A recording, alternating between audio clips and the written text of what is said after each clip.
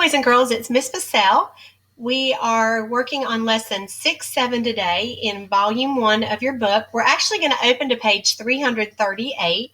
So while you're getting your textbook, you may need to grab some graph paper and a pencil. If you do not have graph paper, I have a link to graph paper on the classwork page of our Google Classroom. It is towards the top. If you'll just take a look at it, it's labeled printable paper or printable graph paper 4x4. You can print some of that off at home if you don't have any. All right, so we are going to want to know how we divide a decimal by a decimal. So today's concept, we're going to follow the visual learning to kind of learn a little bit about it, and then we're going to get some practice together. So at the top of the page, the scenario is that Michelle purchases several bottles of water. Before tax is added, the total cost is $3.60, and the cost of each bottle is $1.20. How many bottles did she buy? And they're telling us that we're going to divide $3.60 by $1.20. Now, we've got some decimal grids that we're using to model it, and the 5th grade helper explains that you can use the decimal grids to show how many groups of 1 2/10 are in 3 6/10. And he said, remember that 1 20/100, which is $1.20, is equivalent to 1 2/10, and 3 60/100, which is the same as $3.60, is equivalent to 3 6/10. So just like with whole number division, we're always going to want to make sure that we estimate the quotient first. With whole numbers and with decimals, it gives us an idea of what our answer should be close to, and that way we can determine if our quotient is reasonable. It also helps us determine what the first digit is going to be, and if it's too high, we can always estimate it. If it's too low, we can always adjust the quotient if it's too high or if it's too low by moving that number up one digit or down. So take a look at the example with me. If we estimate $3.60 divided by $1.20, we're going to round to the nearest whole dollar. So we would get $4 divided by $1. So our estimate's going to be close to $4. Now, when we divide decimals, we have a goal that is we need a divisor that is a whole number. All right, so the way we're going to do this is we're going to multiply the divisor by a power of 10, so the product is a whole number. So what I know from previous lessons that we've done is if I multiply 1 2/10 by 10 to the first power, that decimal is going to move behind the 2, and that 1 2/10 would then become 12. There's my whole number. Now, if I multiply the divisor by 10 to the first power, then I have to do the same thing with the dividend to maintain balance. So that's what they're doing in step 2. They're multiplying the dividend by the same power of 10 as the divisor, and they're going to place the decimal point in the quotient. So as 1 2/10 was multiplied by 10 to the first power, the decimal point moved to the right one place. The same thing happens with 3 6/10. So the decimal's then going to be behind the 6. And what we really have is we're looking at dividing 36 by 12, and the decimal pops straight up. Now, if we divide, here's what happens. And I brought the decimal up to show you that you get the whole number 3. So the answer would be that Michelle could purchase 3 bottles of water. Our estimate was 4. That is relatively close, so we can feel confident about that answer.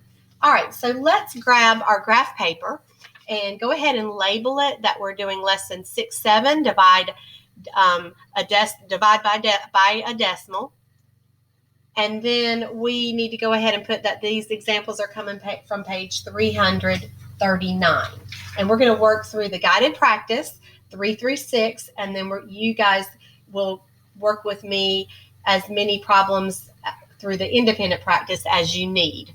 All right, so number 3, first of all, we need to estimate. So I'm just going to estimate it as it is because 5/10 is half. And I know if I have 2 wholes and I'm dividing it into half portions, then I'm going to have 4 halves, right? So my estimate is going to be 4. Okay. Now I'm going to go ahead and set this problem up. So my divisor is 5/10 and my dividend is 2. So I've already estimated. So what I need to do is look at that divisor, and I have a decimal in it. I need to make that a whole number. So I need to move it one place to the right to get that behind the 5. That means I'm multiplying 5/10 times 10 to the first power. I need to do the same thing to the dividend. I have to keep that balance. So what I'm going to do is if I put a decimal behind the 2, it still has the same value. That way I can annex a 0, move that decimal point one place, which reflects multiplying the 2 times 10 to the first power, and then I place it by popping it straight up into my quotient. And now I'm ready to divide the whole number 20 by the whole number 5. All right, 5 goes into 20 4 times. 4 times 5 is 20. And what do you know? I get the answer 4 decimal, which we all know is the whole number 4. And that's what my estimate was. And actually, I pretty much worked that problem out through the estimate with some number sense. All right, so let's try another one. Number 4. Number 4, we are dividing 1 25/100 by 25/100. Okay. Now, basically, I'm going to think about money, and I can go ahead and tell you what my answer is going to be, can't I? How many quarters are in $1.25?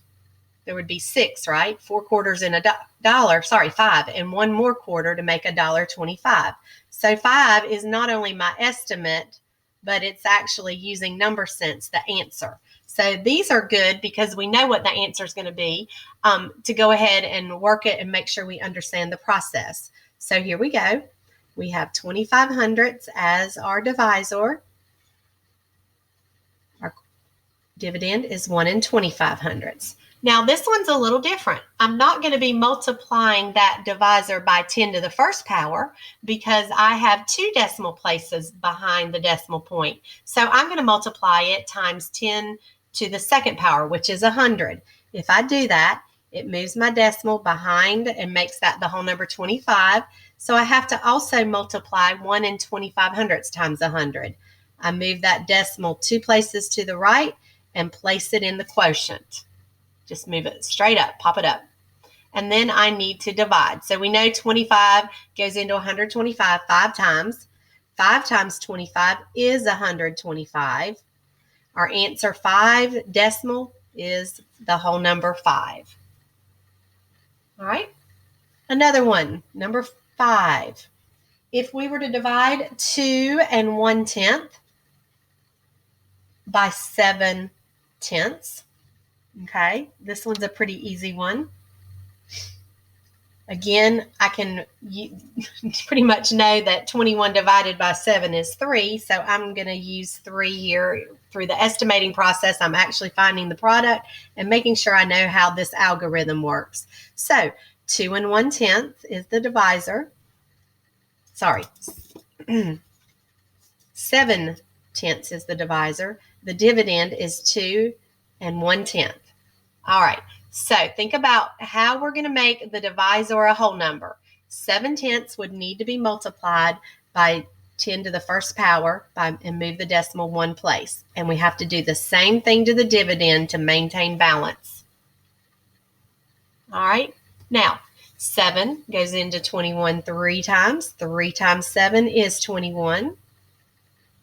So we are right on target here. The answer should have been 3, and it is. All right, number 6. We are looking at 6 6/10 divided by 3/10. And I'm going to use some number sense, and I'm going to guesstimate that my answer is probably going to be 22 times. Now let's check it out. All right, here we go. Our divisor is 3/10. We are dividing 6 6/10 by 3/10. We're going to have to multiply 3/10 times 10 to the first power to move the decimal behind the number, making it a whole number divisor. We do the same thing to the quotient or to the dividend. We pop up the decimal into our quotient. Now, 3 will go into 6 2 times. 2 times 3 is 6. Subtract. Bring down the next 6. 3 goes into 6 2 times. 2 times 3 is 6. Subtract. And there we are. Our answer, 22 decimal, is 22. All right. Now, we're going to move on to the independent practice. I would suggest that you try a couple with me. Pause your computer, then look and check your answers against mine. Analyze what you're doing right, analyze what you might be doing wrong, and then what we can do is we can move on to your practice buddy assignment as soon as you feel like you have a firm understanding of how to move those decimal points in the divisors and the dividends. All right, number 7 through 10, we're going to write the power of 10 that you would multiply the divisor by to make it a whole number, and then write the equivalent problem. So our divisor is 400. So there are 2 decimal digits behind the decimal point. So we're going to multiply times 10 to the second power, or 100. Okay, that's going to make this problem 2,356 divided by 4. All right, that would be our new problem with the decimals moved out. All right, number 8. Take a look at that one. We have 73 2/10, and we're dividing it by 6/10. So we look at the divisor, and what I know is that there is 1 digit behind the decimal point, so I need to multiply it times 10 to the first power, or 10, and we need to do the same thing to the dividend. So this problem would become 732 divided by 6. Number 9, we're going to be dividing 3/10 by 5/10. When I look at the divisor, I see 1 digit behind the decimal, so that means I need to multiply the divisor by 10 to the first power, or 10, and the same to the dividend. That's going to give me, 3 divided by 5. All right, number 10, we're dividing 2 73 by 78. When I look at the divisor, I see that I have 2 digits behind the decimal point. So in order to make this a whole number, I need to multiply 78 times 10 to the second power, or 100. And I need to do the same with 2 73. So my new numbers that I'm going to be dividing are 273 divided by 78. Okay. Now, the next section we need to work through, we are going to find each quotient. So number 11, we have 2500. And we're going to be dividing 6200 by it. So we're making equal groups of 2500 out of 6200. All right. So if I think about it, if I move those decimals out, I would have 62 divided by 25. And 25 is a good number for me to use for estimating a quotient. And a number close to 62, I'm just going to use 75. All right, that's a multiple of 25, and that gives me an estimate of about 3. All right, so I can give 3 a try. That's going to be a high estimate. I think I'm going to go with 2, and if I need to adjust it, I will. So the first thing we need to do is get those decimals out of the divisor by multiplying times 10 to the second power. That's 2 movements to the right. I need to do the same thing with the dividend and then place that in the quotient. 25 goes into 62. That's correct. Not 3 times. That would be too big. So 2 times. 2 times 25 is 50. When I subtract, I get 12. All right, remember, we don't have a remainder. We keep dividing. So I'm going to annex a 0 right here and bring it down.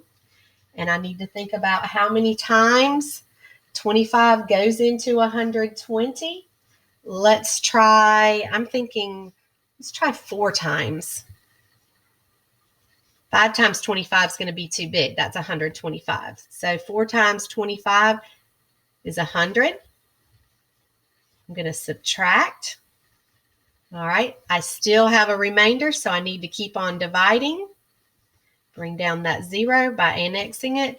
25 will go into 200. Let's see, 25 goes into 100 4 times, so it will go into 200 8 times. 8 times 25 is 200. So when I subtract, I get a remainder of 0. That's when I know I'm done. Or if I had a remainder down here, then I could actually round my answer to the nearest hundred. In this case, I have 2 48/100. That answer, that question is relatively close to my estimate of 3. All right, let's try another one. Number 12. We're going to divide 4 56/100 by 400.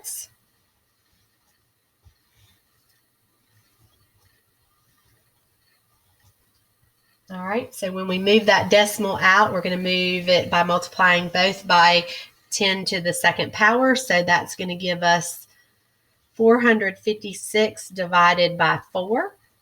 All right, let's get an estimate over here. You know what? 4, I'm going to leave it. A number right here very close would be, let's just do 444. Let's just use that set of compatible numbers to get an estimate of 111.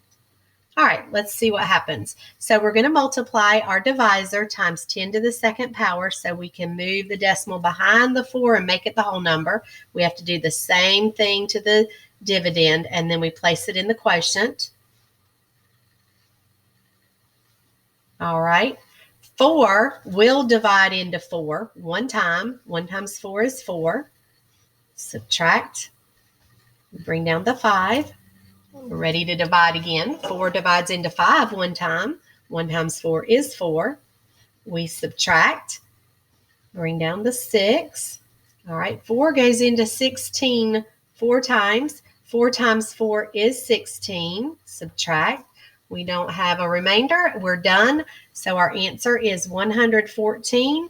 That is relatively close to our estimate of 111. All right. If you're feeling good with this, go ahead and pause the video. I'm going to work out a couple, and then we'll come back and talk about it.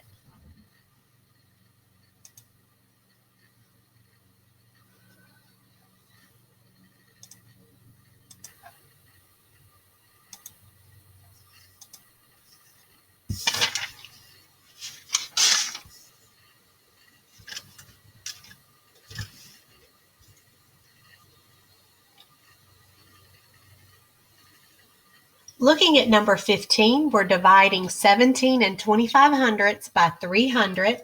When we move the decimal out of the divisor by multiplying it by 100 or 10 to the second power and do the same thing to the dividend, we can estimate with our new numbers 1,725 divided by 3. A number very close to 17 that's divisible by 3 was 18. So I'm going to use the compatible number 1,800 divided by 3 to get a quick estimate of 600. So when we divide, we moved our decimal already. We placed it in the quotient. When we divided, we got 575, which is relatively close to 600. If you need to pause the video and analyze your work against mine, go ahead. Number 16. We have 56 8/10 divided by 8/10. When I multiplied the divisor by 10 to the first power and did the same thing to the dividend, I get the compatible numbers 568 divided by 8. That's what I'm going to use to get my estimate from. Looking at the numbers I chose, I have a quick estimate of 70. Now, when I went to divide, After I divided 8 into 56 and noticed it went 7 times even, 7 times 8 is 56, I subtracted, brought down the 8, 8 goes into 8 one time. I finished up with 71 decimal, which is 71 the whole number. Very close to my quick estimate of 70, so I should feel good about that. All right, number 17. We're dividing 6 and 24 hundredths by 6 hundredths. I move the decimal out of the divisor by multiplying by 10 to the second power. Do the same thing to the dividend, pop it up into my quotient. Then I jump over, get my estimate with those new whole numbers. 624 divided by 6. I use the compatible number 600 divided by 6 equals 100 to get a quick estimate. When I divided, I get the quotient 104. That is very close to my estimate, so it is reasonable. Number 18, I'm dividing 1 5/10 by 2 5/10. Very similar to a problem that we did earlier, which was number 13. What I noticed is if I use those new compatible numbers, 15 divided by 25, I know that my answer is going to be less than 1 whole, because 15 divided by 15 would be 1 whole, but I'm dividing 15 into 25 parts. So with that being said, I step over, start my division process. I did have to annex a 0 so that I would not have a remainder. And I finish up with the answer 5/10, which is reasonable with my estimate. All right, if you're feeling really confident about this concept, you can go ahead and start your practice buddy. If not, pause your video. Let's try 19 through 22 and then come back and check your work against mine. Number 19, we're dividing 24 and 2/10 by 5 5/10. What we did, we multiplied the divisor by 10 to the first power to move the decimal out of it and make it a whole number. So we do the same thing with the dividend. So our new numbers are 242 divided by 55. For my quick estimate, I just rounded 55 to 50, a compatible number, very close to 24. That's divisible by 5 is 20, and I get an estimate of 4. All right. With this, I go over, I do my division. I do have to annex a 0 to make sure I don't have a remainder. We cannot have a decimal answer and a remainder. We keep going until we get a 0 remainder or until we have 3 digits behind the decimal point, which will then allow us to round our answer to the nearest hundredth. All right, number 20, we're dividing, looks like 34 hundredths by 85 hundredths. Very similar to what we did in number 18 and number 13. I know that when I divide 34 by 85, which is what we're in essence doing when we move the decimal out of the divisor by multiplying by 10 to the second power, doing the same thing in the dividend, we know that 34 divided by 34 is going to give us 1 whole. So 34 divided by 85 is going to give us an answer less than 1 whole. When we go through the steps of division, we get the answer 4/10. Definitely reasonable as it is less than 1 whole. Number 21, we're dividing 36 hundredths by 9 hundredths. When we multiply both the divisor and the dividend by 10 to the second power, we have 36 divided by 9. We know that answer is going to be 4. Worked it out, and that's what happened. Last one, number 22. We are taking a look at our divisor. It's 22 hundredths. In order to move that decimal out of it to make it a whole number, we multiply 22 hundredths times 10 to the second power. We have to do the same thing to the dividend. So we end up with the numbers 4,862 divided by 22. Rounding 22 to the nearest 10, a compatible number is 4,800. We get a quick estimate of 240. When we do our actual division, we get 221 decimal, which is the whole number 221. It is very reasonable with an estimate of 240. So boys and girls, don't forget, the first thing that we need to do is we need to move that decimal out of the whole number. That is our whole goal. We cannot divide going through the algorithm with a whole number, okay? So we've got to take another look at the top of page 341 if you need to look at it again. It explains that whatever power of 10 you multiply the divisor by to make it a whole number, you need to do the same thing with the decimal. All right. So I hope you guys do a good job with this concept. Practice Buddy, I believe you have 12 problems. Make sure you click on the Get Help if you get stuck on any of those problems. And I will see you back here tomorrow. Have a great day.